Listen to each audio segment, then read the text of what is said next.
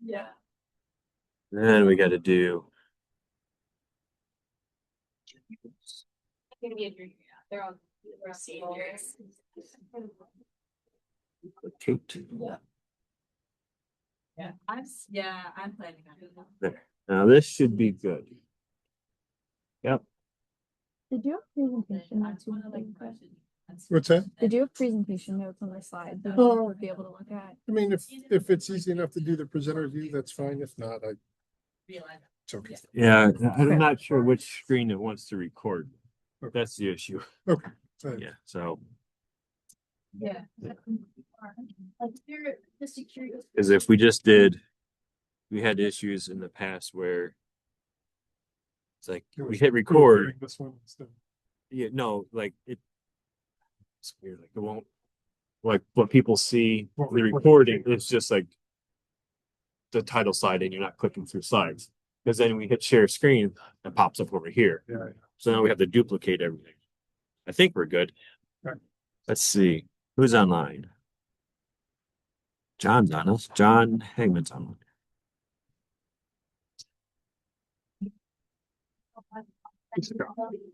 Yeah, can you hear me now?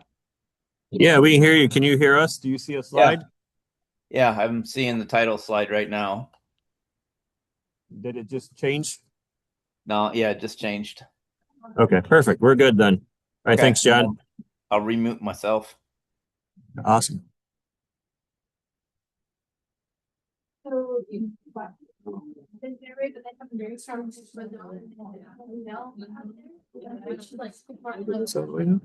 Yeah, I think that Or should. can I say Because that? it's up there, so if I you can- just X out of it, that should be fine. Okay, all right.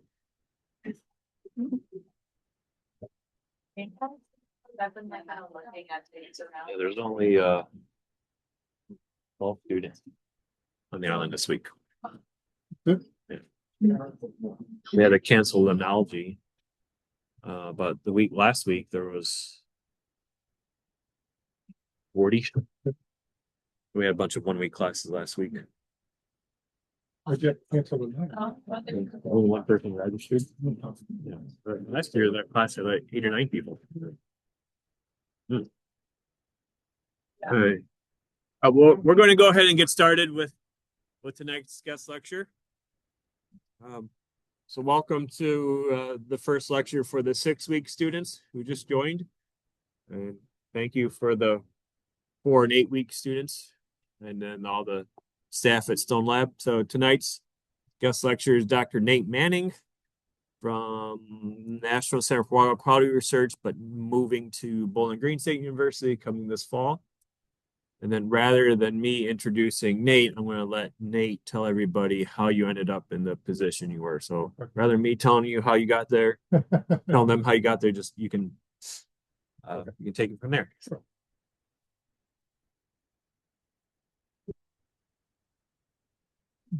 Thanks everybody for being here and those of you online. My name is Nate Manning. I'm an incoming professor in the Department of Biology at Bowling Green State University. For the last 8 years, I've been a research scientist and for 1.5 years, the interim director of the National Center for Water Quality Research at Heidelberg University. I went to Heidelberg after a postdoc at the university, 2 postdocs actually, at the University of Michigan. One with David Allen looking at ecosystem service delivery, and one with Don Scavia, which is how I got really into the harmful algal bloom stuff, working on the Michigan harmful algal bloom forecast model. I did my PhD at the University of Toledo. I was in sort of the same cohort as Justin. Different labs, but there at the same time, and we were all out at the Lake Erie Center. And there I looked at modeling of yellow perch in Lake Erie, primarily the effects of turbidity and harmful algal bloom on the growth and mortality of the year 0, like the little babies of yellow perch, and showed basically that high turbidity, if it's sediment, is actually good for the survival of the year 0 yellow perch. But once it turns green, once it starts getting murky with the harmful algal blooms, everybody's survivability crashes. So I've done a number of different things around Lake Erie and the Great Lakes. And, you know, anything from, again, modeling of fish populations to at the National Center for Water Quality Research, you know, really keeping an eye on sort of the nutrients as they move through the tributaries of Lake Erie, Grand Lake St. Mary's, and the Ohio River. Right? So sort of all over the place when it comes to the different systems, but always having sort of a Lake Erie, Great Lakes focus. Tonight, I'm going to talk to you guys a little bit about some lessons and some of the things that we can do when we have these long-term data sets, these data sets that span decades, the insights that we can get from those, and some of the results when we apply those insights, right? When we are able to you know, use that data in a way that affects management decisions and the results that we can see from that management implementation. Uh-oh. Now it's not working.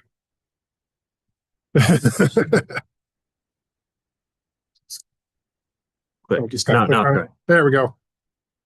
Justin, saving the day. All right. So for those of you that were here earlier today for the harmful algal bloom forecast, you saw some of these slides talking about the National Center for Water Quality Research. It's a long-standing state-funded laboratory at a very small school, right? Heidelberg University has you know, less than 1,000 students at any one time, and so it's somewhat surprising that this lab is here, but it grew out of the passion of its founder, Dave Baker, for education and for understanding the Sandusky and the Maumee rivers, and getting his students involved with that. You know, the mission of the lab, right, is to generate knowledge about the dynamics of water and soil resources in order to improve water quality and availability. Lots of long-term monitoring. That's what it's known for. It's called the Heidelberg Tributary Loading Program. And then we also do wetlands and short-term research and education. Lots of different things, and are the home to the Sandusky River Watershed Coalition. So this lab, like I said, has been around for over 50 years and has been collecting data for over 50 years at a relatively high frequency, generally once a day, up to 3 times a day for some of these big rivers. So you can see all of the different monitoring stations that the center operates, right? So the actual university is in Tiffin here at Rock Creek. This is actually like right out the back door of the lab. And you can see most of them are sort of clustered in this Northwest Ohio, Western Lake Erie Basin. But again, Grand Lake St. Mary's down here, we have monitoring stations there. And then on the Ohio River at the Great Miami, the Scioto, and the Muskingum. Currently, there's 23 stations operational. That number fluctuates with, you know, grants and who's paying for what. But the state generally pays for a significant portion of these Lake Erie sites, as well as these Ohio River sites. And so those ones are sort of always in operation. And some of these smaller tributaries sometimes come and go, just depending on what the funding looks like. But the tributary monitoring program, the long-term monitoring program, began in 1974. So there is now over 50 years of data for the Maumee and the Sandusky. And these newer stations, the 2 newest ones, are these 2 guys down here, Shallow and Potato Run. And I'll talk about them in a little bit. We will revisit those 2. So what does our sampling look like? If you've ever driven by a river and seen this little shack right on the side of the road and wondered what's in there, there's generally a water sampler and some other equipment in there. This is a USGS gauging station. right? And so they're measuring essentially how much water is moving through the river here as it passes the station. Where we can, we piggyback on these stations. It's just nice to have the building there. Electricity's already there. A lot of the infrastructure that we need is already in place. And since we're using the USGS flow data, right, to calculate loads from our concentrations, it's nice to have it being collected right at the same place. Makes the calculations easy, right? There's no watershed waiting for that. So we have these stations around the state. Within that station, we have these automated ISCO refrigerated samplers. See these bottles here. It's pulling a sample 3 times a day and filling one of those bottles, and then it clicks over and clicks over and clicks over until they're filled at the end of the week, right? And you can see they often look like this, right? No storm, no storm. Oh, there was a storm, and everything turned into chocolate milk, right? And when we see these dark, high sediment samples, these are the ones that we'll do 3 times a day. If it's clear like this, we'll just do the noon sample, the once a day sample, because we found that over time with the data, we found that it doesn't vary that much until you get a storm coming through, and then you want to try and sample as much as you can. Once a week, we go out and collect these drums that sit inside the ISCOs. You can see lots and lots of them, right? It's a route, takes 3-4 people the entire day to go out and sample all of the ones that we go out to, right? So if you remember, there's those ones that are down in the southern part of the state. There's the Cuyahoga over in Northeast Ohio. Those we have collaborators, people that live nearby that collect those samples and ship them to us once a week, right? And so it's a fairly large operation, right? When you think about the number of samples that are being processed every week at all of these different stations, going back 50 years in some case, right? The data set that has been generated through this process is fairly massive. So bring all that stuff in. We do virtually all of the water chemistry in-house as well. Total phosphorus, total nitrogen, particulates, and then dissolved fractions as well, and suspendeds. In-house sample analysis, right? Colorimetry, ion chromatography. And what do we get out of that? We get lots and lots of data, right? Each one of these points is a day, right? So this is an entire year, October. It's a little over a year. It's a year and a half. But your water year here, October 1st to September 30th, and you can see, right, seasonal variation, as well as day-to-day variation in this data, right? There's definitely a pattern here, and once you start stringing years together, you can see how this pattern repeats, or where the pattern starts to not repeat, and why is that? What is something that has changed in the environment that we're no longer getting the same pattern that we were getting 20 years ago, 30 years ago? So today, right, we did the harmful algal bloom and we focused on the Maumee. And the Maumee is the focus for a lot of environmental and agricultural implementations, management, for a very good reason, right? Only about between 5 and 10% of the water that enters Lake Erie comes through the Maumee. Varies by year, but more than half of the load, right? More than half of the total mass of phosphorus and nitrogen and sediment is coming through this one river, right? And so, if you look up here, this is the Detroit River coming down from Lake St. Clair. These numbers are the loads. The numbers between the Detroit and the Maumee are fairly similar, right? 2,000 metric tons here of phosphorus. Maybe 2,500 metric tons. So fairly similar in total load, right? But the water volume that's coming out of the Detroit River is essentially an order of magnitude larger than what's coming out of the Maumee. And so the concentrations that we're seeing, right, in the Maumee versus the Detroit are way, way different.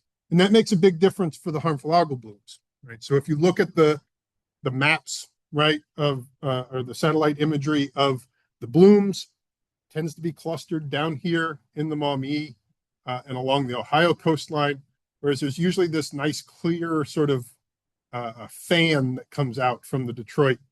And a lot of that has to do with the concentration of those nutrients that are coming out of the Detroit, right? They're just not concentrated enough to make them sort of worthwhile for these algae blooms.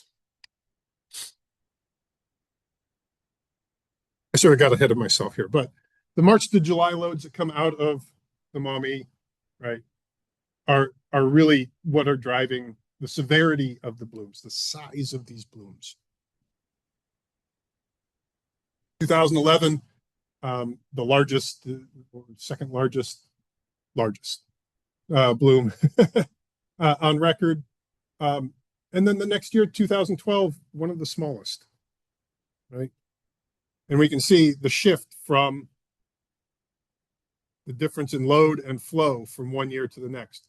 And load is following flow, right? When you have a lot of water, you're going to get a lot of load. 2015, second largest bloom. 2016, not that big of a bloom. Like it was big, but not anything compared to these two. 2017, 2018, right? Again, we see this, following the discharge from one year to the next. And so it's important to have these long-term data sets, right? Where you can go back and say, what was happening in 2011? What was happening in 2000? What was happening in the 1970s, right? Does this look like what we saw in the 1970s? Or is this something different? One more. So I talked a little bit about load and concentration, just to sort of make sure everybody has this concept in their head.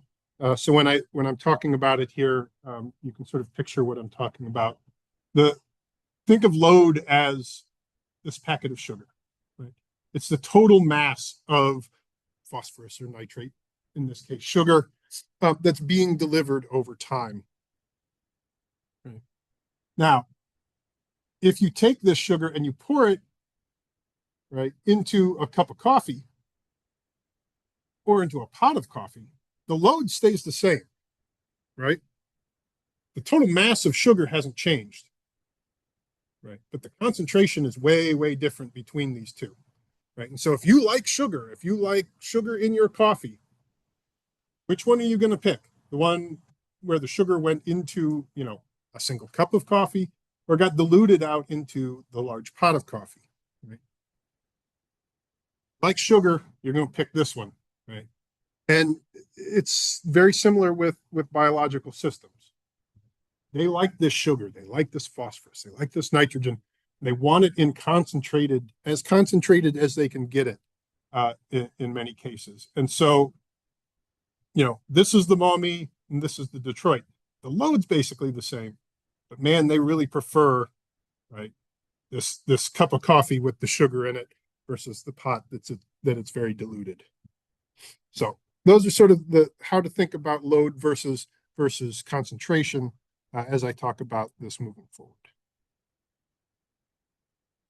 So again, we have this long-term data set. We can look at many different things. So we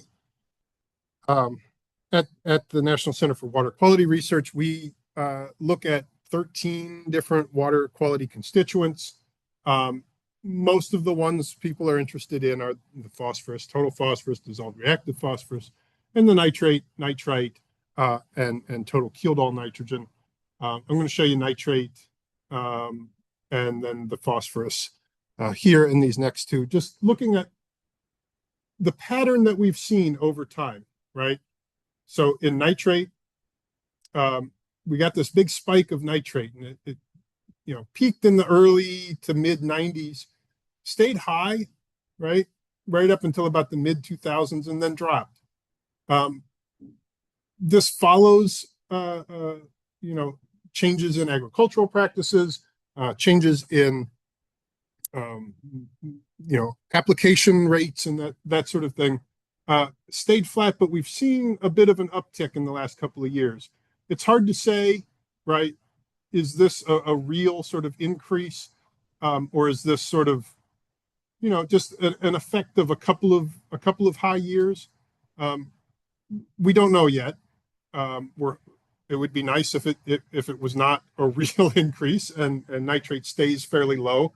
But it's starting to look like perhaps nitrate is starting to creep up, not just in the Maumee, but sort of across the Western Basin. The Sandusky, the Portage, the Raisin, they're all seeing relatively similar patterns. One thing to note, there's a lot of scatter, right?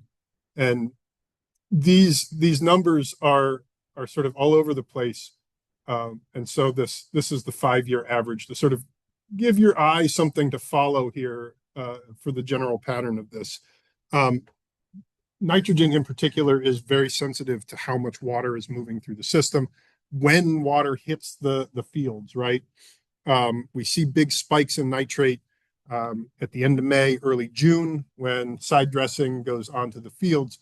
And if you get a year where they've side dressed and then it rains like right away, you're going to get a high concentration, high flow weighted mean concentration of nitrate in that year. There's just nothing you can do about that. So there are sort of exogenous reasons for why we would see nitrate sort of bouncing up and down a lot more than some of the other constituents. Total phosphorus, this is all the particulates, right? So, all the sediment that has phosphorus bound to it, as well as the dissolved fraction. Excuse me. Very flat. This is the annuals, right? So really since, the mid 90s, early 2000s, we haven't seen a lot of change, right? Maybe a bit of a creeping up since, 2015. But we've stayed sort of in this same range really since, the mid 2000s. Total phosphorus numbers were very high back in the 70s and 80s.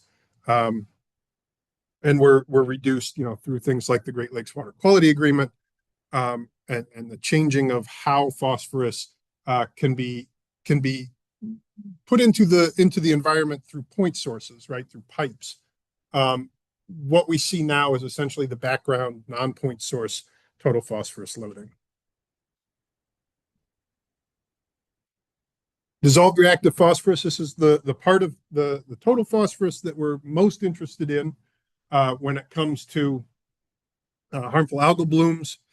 This is the sugar packet, right, for microcystin or microcystis. We see this sort of W shape in dissolved reactive phosphorus. It came way down in the 70s, into the early 80s. There's a little bump, came back down, and then shot way up, right? And this coincides with the return of the harmful algal blooms to Lake Erie in the late 90s and early 2000s, peaking, right, 2011, 2015, right? We can see those years. Those are the highest years. And really, since about 2015, we've had this really nice steady decrease in concentrations and loads for dissolved reactive phosphorus, right? And if you saw Cal Buelo's talk today,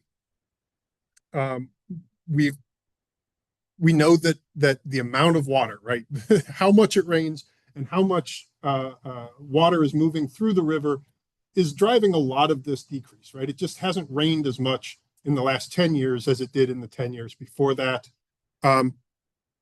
But through different statistical techniques and different ways that we can sort of parse this data out, we can see that we've had between 10 and maybe even as much as 15% decrease that's not attributed to the lower flows, right? So something has to have been happening, right, to decrease this dissolved reactive phosphorus that's coming off of agricultural systems, primarily for the Maumee.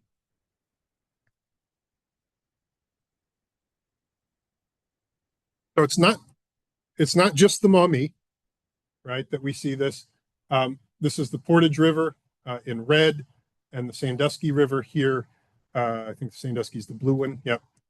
And this pattern is sort of, repeated across all of these agricultural systems across Northwest Ohio and Southeast Michigan and into Indiana, where we had this increase in the early 2000s, late 90s, early 2000s with the return of the harmful algal bloom, right? And the harmful algal blooms in Sandusky Bay being driven by a lot of disloading from Sandusky, and then a decrease over time. And we've seen a very similar pattern, right? This is not just something that's happening in the Maumee, it's something that's happening region wide. And one of those things is a focus on management practice and implementation of practices that are focused on reducing dissolved reactive phosphorus. The long-term data, right? When we have this data set, we can go back and look, right? We start to see these patterns. The long-term data supports that stuff is starting to work. But when you're dealing with the watershed this size, right? The Maumee is the largest watershed in the Great Lakes, 18-ish thousand square kilometers, 80+% agriculture. Just the scale of it is a bit daunting to be able to say, well, you're going to see results quickly, right? Maybe not at this scale. It's going to take some time. And it has, it's taken us 10 years to get to where we are now. And so I was getting ahead of myself, but we'll get there. So I want to step back here and talk a little bit more about sort of this regional pattern that we're seeing, right? That we're seeing very similar things happening in the Sandusky and the Portage and the Raisin that we are in the Maumee. So again, it's just the Maumee, right? We have all of these other watersheds that we have data for that we can start to compare over longer periods of time and look at the different patterns of what we're seeing with nutrients, and then look at these watersheds themselves and say, what's similar between them, what's different, and how did those differences influence what we're seeing? And so as I show you the next, several slides here, we're going to be sort of going from the Raisin here in the north down through the Maumee, and then swing through the Sandusky, the Portage and the Sandusky, and east to the Cuyahoga. Right. So we have a bit of a geographic sort of process as we move around the basin of Lake Erie. What we see are these really standout, unique spatial patterns in watershed nutrient loading. Right. So again, Raisin, Tiffin, basically moving from west to east, right, around the basin. As we move east, suspended sediment goes up. Nitrate and dissolved phosphorus peak basically here at the Portage, right? The Maumee and the Portage and the Sandusky are the high point, and then it goes down as we move east. Right? And so we get this sort of pyramid shape with nitrate and dissolved phosphorus. This is yield. This is pounds per acre. We see the same pattern, dissolved phosphorus, total phosphorus, and then proportion of TP as DRP. Basically, how much of the total phosphorus, right, is that dissolved fraction? Is that one that is really important for harmful algal blooms? Our big agricultural watersheds in the west, Raisin, the Maumee, right? And then the subwatersheds of the Maumee, Blanchard and Tiffin. Much more dissolved reactive phosphorus as a fraction of the total phosphorus. And then that starts to decline as you move east. You start getting more slope, the soils change, the land use changes. And so this has this very sort of distinct pattern. Why do we see this strong geographic pattern? There's lots of different sort of factors that play into it. One, cultivated crops. Right? Cultivated crops are high across all of these watersheds, but they peak right in the Maumee and its subwatersheds and the Portage and the Sandusky. The Raisin has lots of agriculture, but it also has more sort of pasture land and non-row crop agriculture going on, and more forested areas than either the Maumee or the Sandusky have. And as you move east, you start getting more and more and more urbanized until you get into the Cuyahoga, which is basically all urban suburban, except for the Cuyahoga National Park, which is this big green blotch right here in the middle. This is a park that sits right in the middle of the Cuyahoga watershed. Proportion of forest and pasture, that grassland varies by watershed. Again, highest up here in the Raisin. And then the soil types and the slopes are different, right? So you start getting, more of the CD, more of the hydric soils. As you move sort of, you're getting, from lake plain into glacial till across the Maumee. And so the southern, the southern tributaries of the Maumee, the Blanchard and the Auglaize and the St. Mary's, their soil types and sort of slope and everything are different than what we see on the north side, right? With the Tiffin River and the St. Joe. And so you have heterogeneity, not just across the basin, but within watersheds, right? And so there's lots and lots of different factors that may be influencing what we're seeing. And again, it's nice to have these big data sets because now we can go back in time and say, okay, what is it that's affecting these, nitrate loss and phosphorus loss and sediment loss across these different watersheds. And to do that, we used principal components regressions to assess different combinations of these attributes and looking at the controls on watershed load losses across the Lake Erie, at least the U.S. side of the Lake Erie Basin. So through that analysis, we came up and we found there are basically three general groupings of watersheds that can explain, up to 85% of the variation in watershed load loss, except for nitrate's its own sort of thing.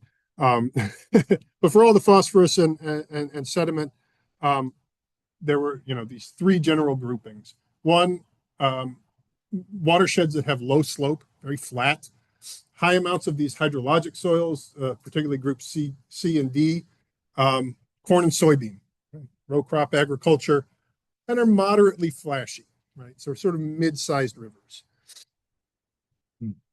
These are the one, these are more sort of western, right? Maumee tributaries, think of, Blanchard and that sort of thing. We also have high slope groups, right?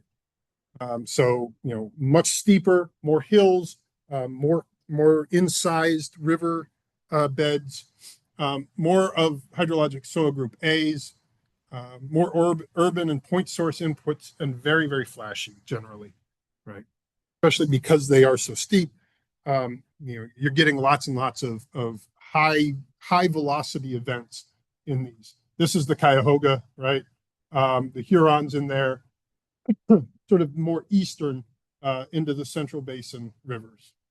And then finally, low to moderate slope, maybe somewhere in the middle, slightly less hydric soil groups, C and D than this group, but, looking at more pasture and livestock, lower flashiness, think Tiffin River, St. Joe's, those more northern, the Raisin. And so we have these three groups. We can put them on essentially a continuum here where we look at, rivers that have high dissolved fraction of TP, right? Versus rivers that have high sediment loss, right? And so you get this sort of Pinay square of do you have high DRP, low DRP, low sediment, high sediment, right? And where do they fit into sort of this? And if we put our rivers on there, So we got the Raisin and the Tiffin and the Lost over here. Lots of DRP, but very, very low sediment rivers. Blanchard, Portage, Honey, they're sort of, trending more sediment, but they generally have very high DRP. The Maumee and the Sandusky here, sort of, I don't know, the best or the worst of both worlds, right?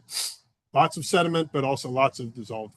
And then high sediments, but generally low DRP down here in this corner, right? And so when you can start looking at these different watersheds in this way, you can start thinking about management implementation based on sort of where they fall in this continuum. So sites that are up here in the on the left-hand corner, your issue is more in nutrient leaching, right? This is the nutrients being washed out of the soil. Soil stratification are issues. Down here, high sediment, low DRP, you're really more worried about controlling erosion. Right? You want to keep all of that sediment on the land. These ones tend to just lose all their sediment, as opposed to these ones that tend to lose all of their nutrients. And then things like the Maumee and the Sandusky, they're losing sediment and nutrients, right? And so how do you control for that? Up here in this corner, right? Use nutrient management, right? Apply less, right? Use subsurface application, inject it down under the surface of the soil so it's not being washed off, right? Edge of field filters, right? Put physical filters up to catch the phosphorus and sediment. Down here on these sites, right? More structural practices, right? You want to keep that sediment in place.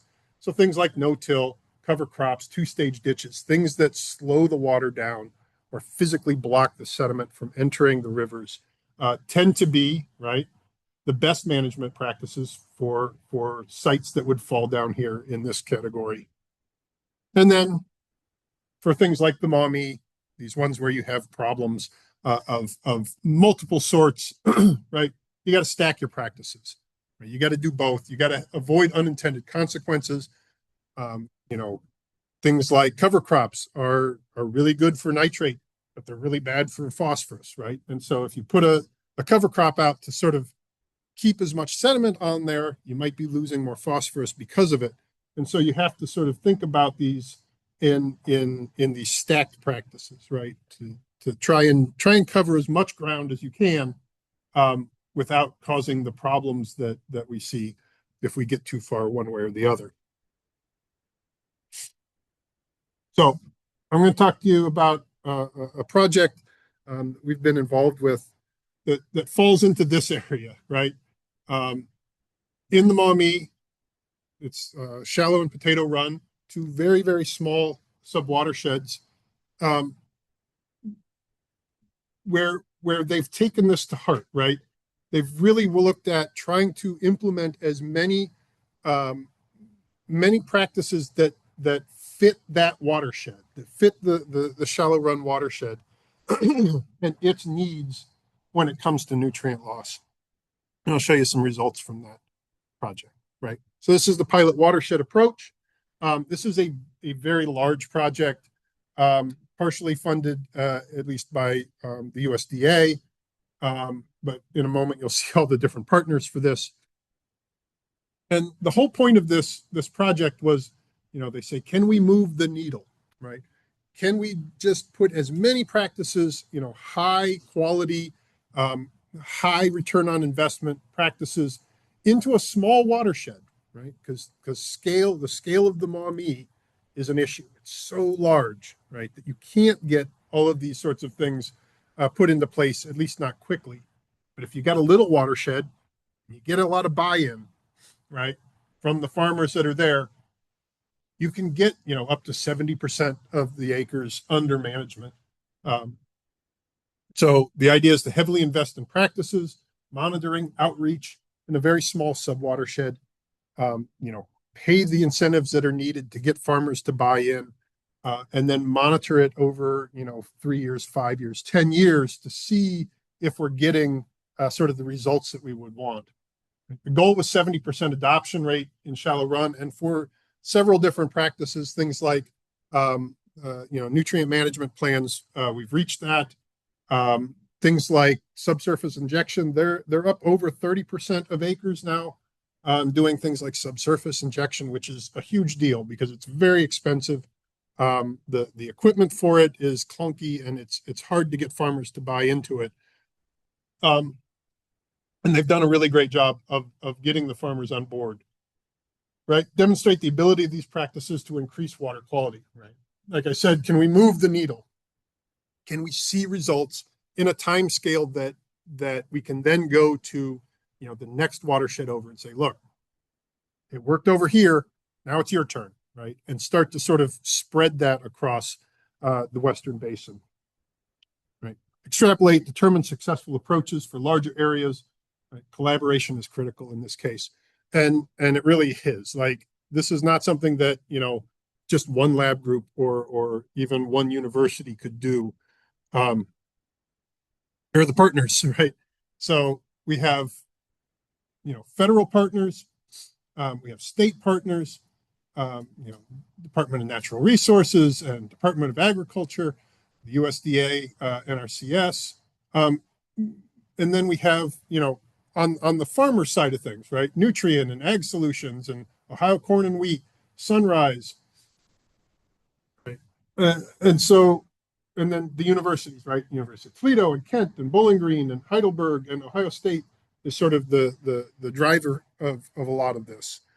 And so this is, multi-agency, multi-institution, public and private, different groups coming together to see if we can make a difference in these watersheds. So there are four major parts of this, right? Practice implementation, right? Getting those practices into the watershed. The social sciences, right? This has been a big part of this, is getting the farmers to buy in, right? If you can't get the farmers to buy in, you can't mandate them to do a lot of these things. They've got to do it willingly. Often, give them a lot of money and they'll do it. But hey, in this case, we're happy to do it because we're wanting to see, what happens if we get all of this on. Soil health, right? Are these practices changing the soil in a functional way, right? And essentially making the soil better so that you don't have to apply as much fertilizer. You don't actually have to do some of these more invasive management practices in the future because you've improved the health of the soil to the point where they're no longer needed. And what I'll show you here, the water quality, right?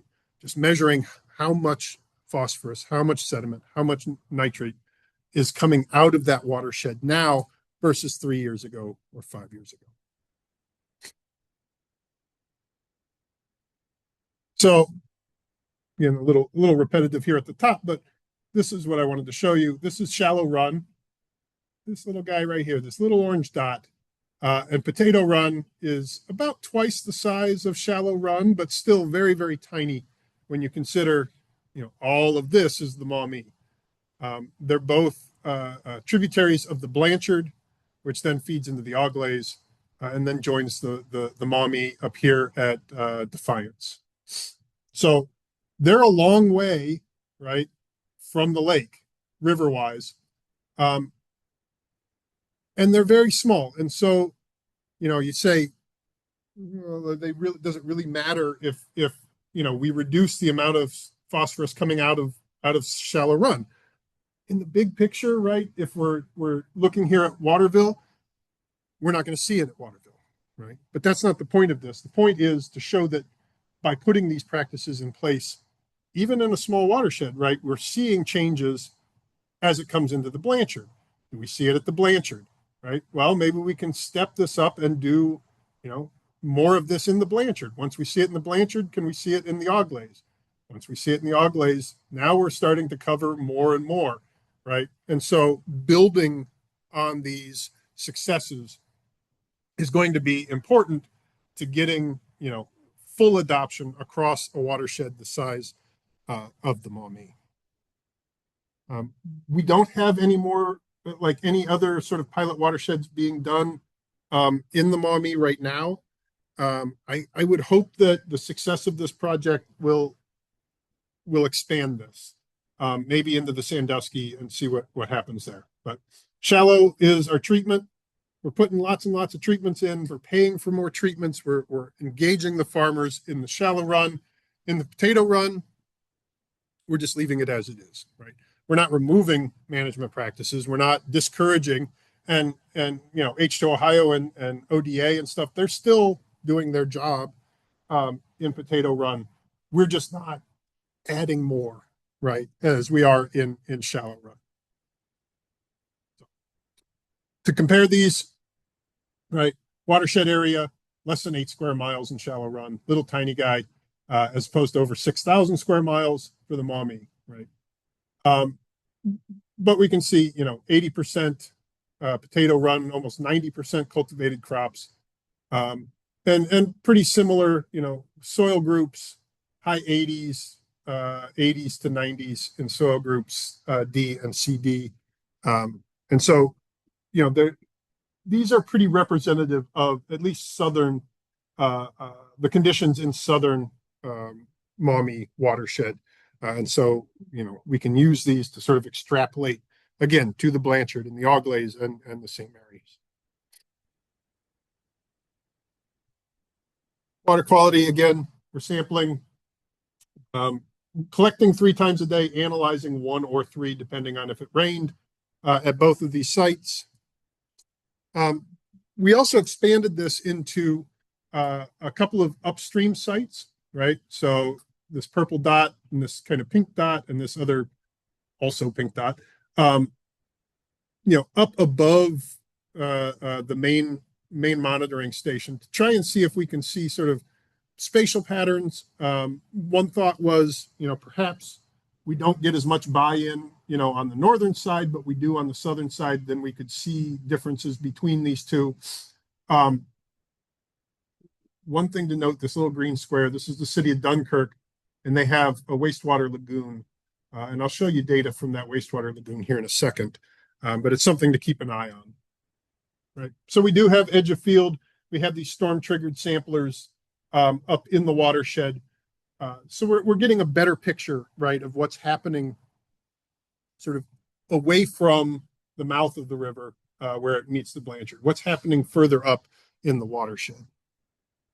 And what we see is maybe not necessarily super surprising, right? But what we see at the end of the watershed, this yellow one here at shallow run, is sort of the sum of what we see, at Barnett and Miller and Kellogg, right?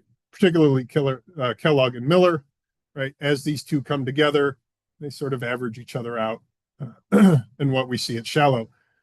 The thing to notice, though, is just this difference, right? From Barnett above the wastewater lagoon to Miller below the wastewater lagoon is a fairly significant increase in concentration, right?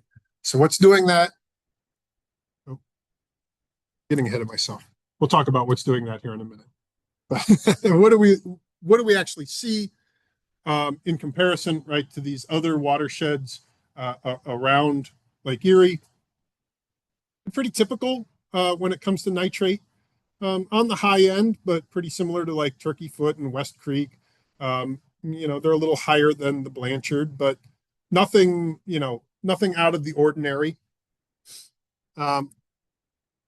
Suspended sediments, they're much higher than sort of some of these other, sort of western and northern watersheds. We start getting a little more relief, a little steeper slope. We start getting more sediments, particularly out of Potato Run, the higher sediment loss out of those watersheds. And then total phosphorus, again, we have lots of sediment, so we're going to have lots of total phosphorus, shallow and potato as well. Again, higher than the rest of the Maumee and this western Lake Erie watersheds, but pretty similar to each other overall. And then DRP, the dissolved reactive phosphorus, right? Shallow, one of the highest that we have in all of the Maumee and all of Western Lake Erie Basin. Higher than potato, higher than the Blanchard, what we see in the Blanchard, right? And so this was sort of, how do we get this number down? What practices are going to be effective? And so there's a lot of effort, again, I said, subsurface injection and that sort of thing to try and knock this DRP number down. Right. Now I'll get to it. So this is the Dunkirk Lagoon, wastewater treatment plant lagoon. It discharges into Shallow Run at a semi-irregular sort of whenever it's full, they have to release it. They have records of it. We finally got the records of it. We can sort of track when it happens now. But just looking at the data, because we are collecting data so frequently and over a long period of time, we can pick up these lagoons, right? And it was nice to have the records from the wastewater treatment plant because it just reinforced that, yes, this is exactly what we're seeing in the data, right? So typical response to storm, Shallow Run, I'll show you Shallow and Potato Run here.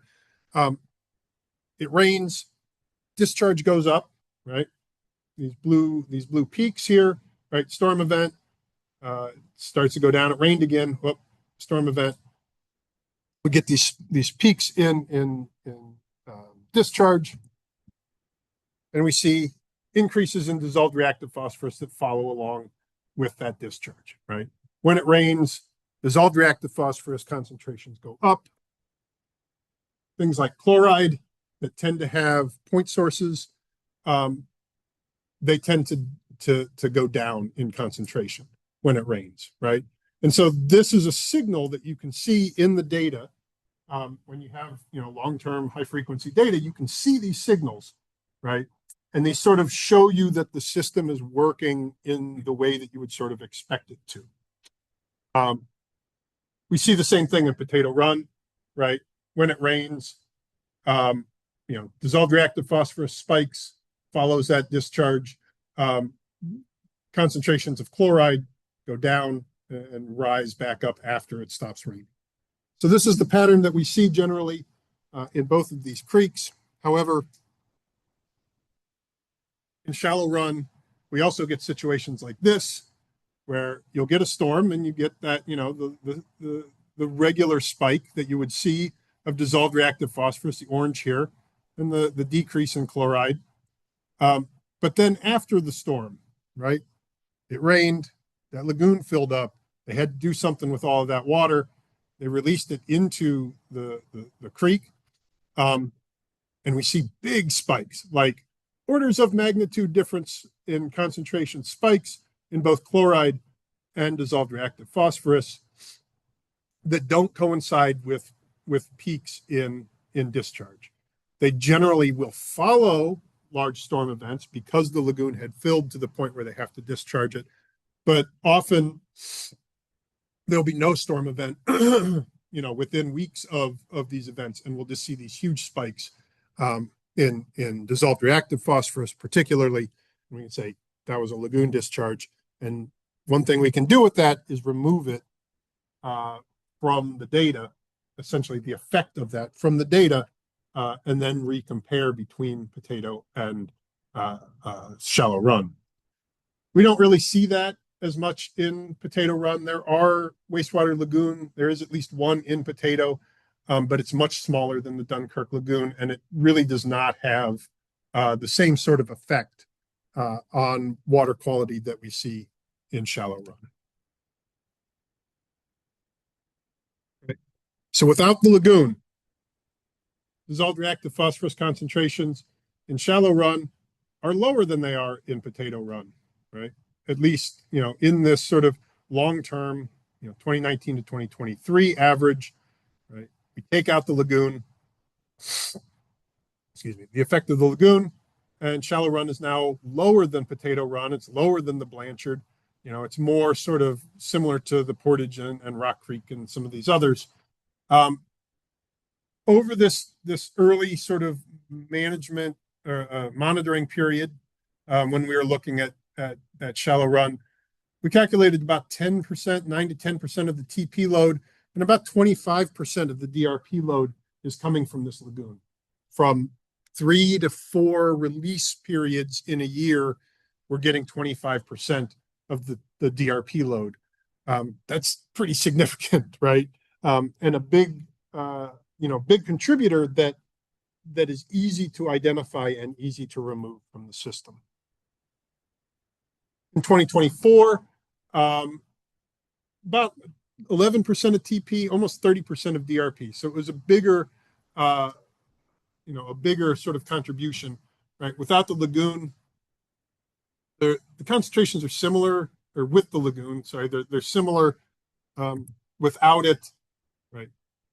Shallow run drops way down in 2024, below 0.1 milligrams per liter, which is a big decrease from what we were seeing prior. The nice thing about this, in 2025 was in the same sort of realm, about 25 to 26% of DRP. It's pretty consistent, right? From one year to the next. And so we can go in and we can remove that effect from the data, essentially. And it doesn't change sort of the relative position of year to year changes, right? It doesn't mean that a big change that we were seeing from one year to the next was just the fact that the lagoon didn't discharge. We don't see that. We can remove that, and we still see large decreases in concentrations in shallow run. And so having that sort of long-term, high-frequency data set allows for this sort of, reconfiguring of the data to give a better picture of what's actually happening through management practices up in the watershed. So most Western Lake Erie Basin rivers have seen decreases since 2023. A lot of them have seen decreases since, 2020, 2019. Decreases across the board: Shallow, Potato, Maumee, Portage, the Huron. Huron actually creeped up a little bit since 2023, but it's so low to begin with that, 40% increase is still way below everybody else. For the Huron, the Sandusky and the Portage and the Maumee, you can see these, just tracking each other over time. So put management practices in place, management practices that are informed by, science on what the most effective management will be for that type of watershed, right? A watershed that's losing dissolved reactive phosphorus off the surface. So it's going to need to be injected to keep it on the watershed. One that has perhaps high soil test phosphorus. So you can go in and say, look, you don't need to apply nearly as much. You may not even need to apply phosphorus at all for a year or two in some of these situations.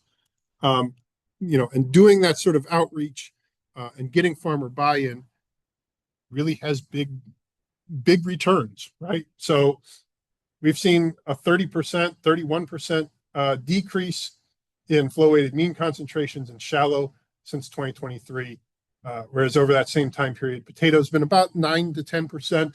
The Maumee 24 to 25 was a 13%, 23 to 25, 23 and 25 look very similar to each other. You need to sort of go back a little further to see the big decreases with the Maumee. But the Huron, like I said, Huron's already low. This 45% increase still keeps it way below any of the other rivers, but ones to look at, Portage and Sandusky, that are sort of the closest and perhaps more similar to these watersheds than the Maumee itself. Shallow run is, head and shoulders sort of above any of these other watersheds in reductions in DRP through these management actions being placed on the watershed. The take homes, long-term high frequency monitoring allows for a better understanding of both short and long-term patterns of nutrient loading and concentrations across different watersheds, right? We can compare the Maumee to the Sandusky, to the Portage, to the Cuyahoga, to the Raisin, to the Great Miami, to the Scioto, because we've been monitoring them for a very long time, and we have these sort of long-term patterns that we can compare.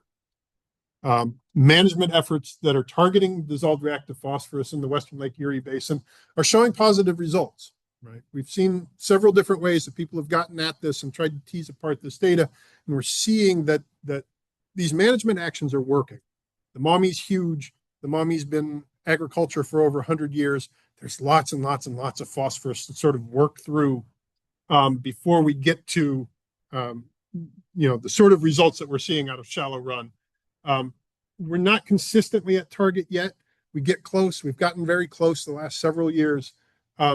We're getting closer, and it seems like it's more consistently close to that target over the last 5 years or so. One thing to remember, the Lake Erie Basin is not homogeneous, right? The Raisin is not the same as the Cuyahoga. The Maumee is,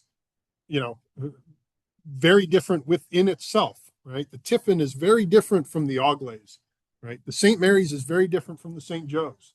And so there's no one-size-fits-all management approach that's going to work for the Lake Erie Basin, because it's so large and so diverse, as well as some of these larger watersheds that are within that basin, right? So, any one-size-fits-all management approach will likely be ineffective at sort of the macro scale, just because you're going to have so many areas where it's just, wasted money, essentially. It's important to understand how the nutrients are moving through these systems, right? Are they washing off the surface? Are they being carried by sediment? Are they, coming through groundwater? All of those change how you approach management. And so having these, having this long-term data can let you see how these nutrients have moved through the system in the past, what they look like currently. And this allows you to implement management strategies that are most effective for the watershed that you're looking at. Ultimately, Shallow Run's a good example, right, of identifying effective management strategies, right? This is what this watershed looks like. This is how it's losing nutrients. Here are the management activities that we've identified as being the most efficient. Let's get them on that watershed. Let's get the results that we need. And going sort of all in on this implementation, right? Making sure that we're getting these practices in place all across the watershed, all at the same time, right? We've shown that we can move the needle on phosphorus, potentially quicker than was maybe forecast, particularly if there's synergy between the monitoring and the implementation at scale. And ultimately, reductions in phosphorus and nitrogen loading are needed to reduce the size of the balloons, that's phosphorus, and keeping them less toxic, that's nitrogen. Thank you.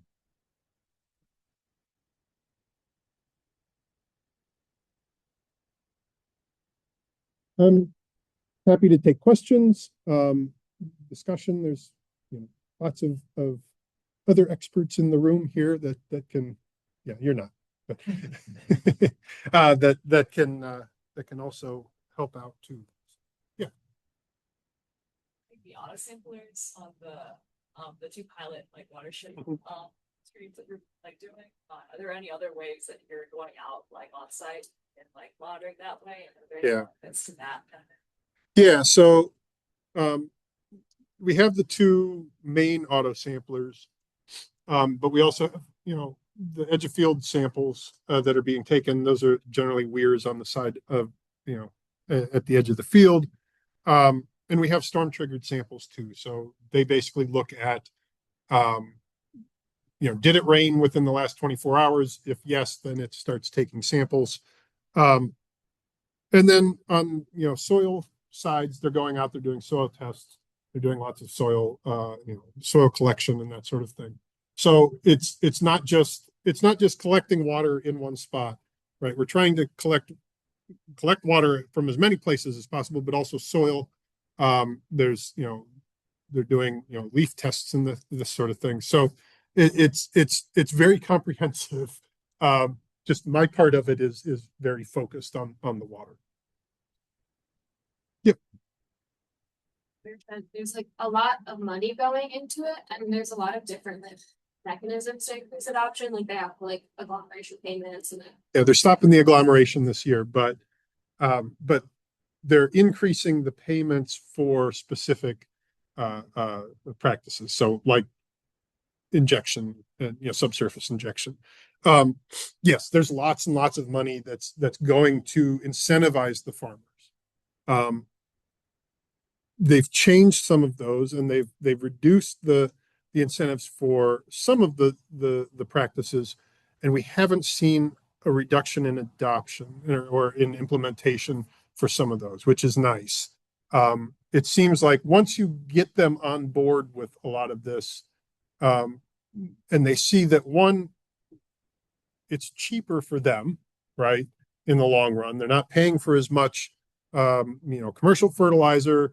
They're getting as good or better crop yields on these farms. Then it starts to be sort of self-fulfilling, right? But it's taken 3-4 years, right, of paying out and getting different groups to agree to, yes, I'll do X, Y, and Z, but I won't do, A, B, and C. Right? Okay, 2 years down the road, it's like, well, maybe you want to do A now, and you add that, and B works for your neighbor. Maybe you should try that. And so there is lots and lots of, farmer implementation. And so a lot of the focus is now turning to sort of physical management. So blind inlet construction, phosphorus filter construction, and that sort of thing. Wetlands, putting wetlands in place, and trying to do some of these larger sort of physical changes to how water is moving through the system as opposed to on the field.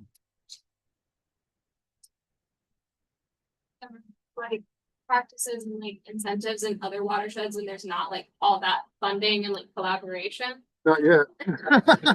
Not yet. And I'll note that these incentives that are being paid to the farmers are on top of things like H2 Ohio and stuff too. So it's not that they have to pick one or the other.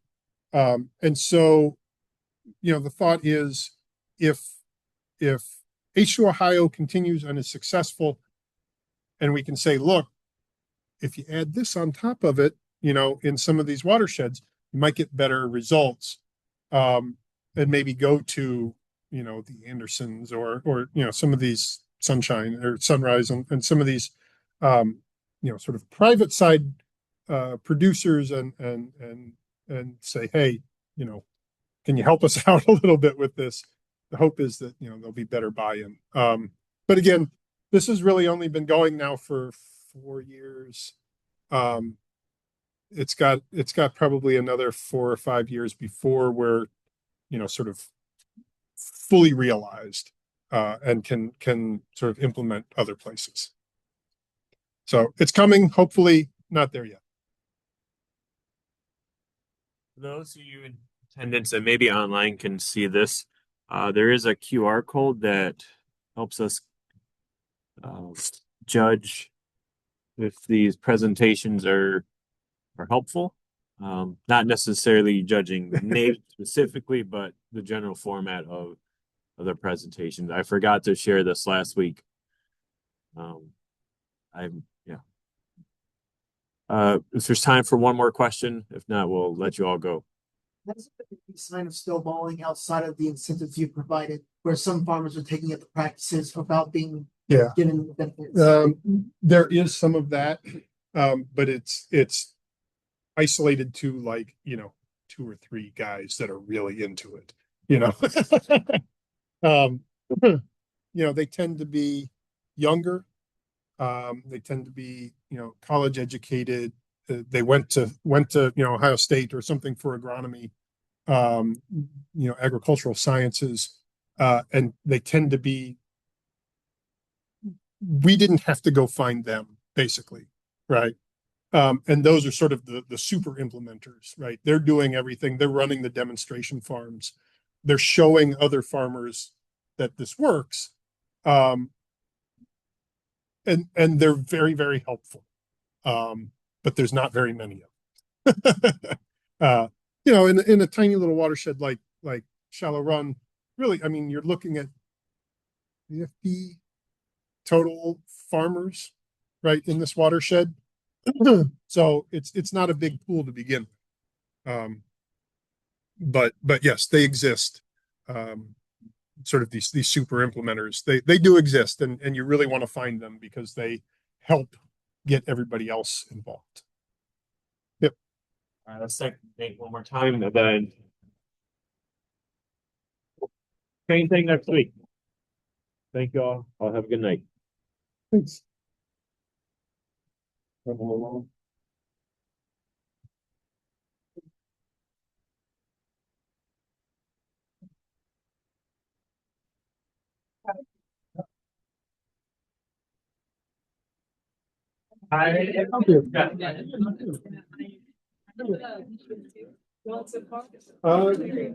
I don't technically start.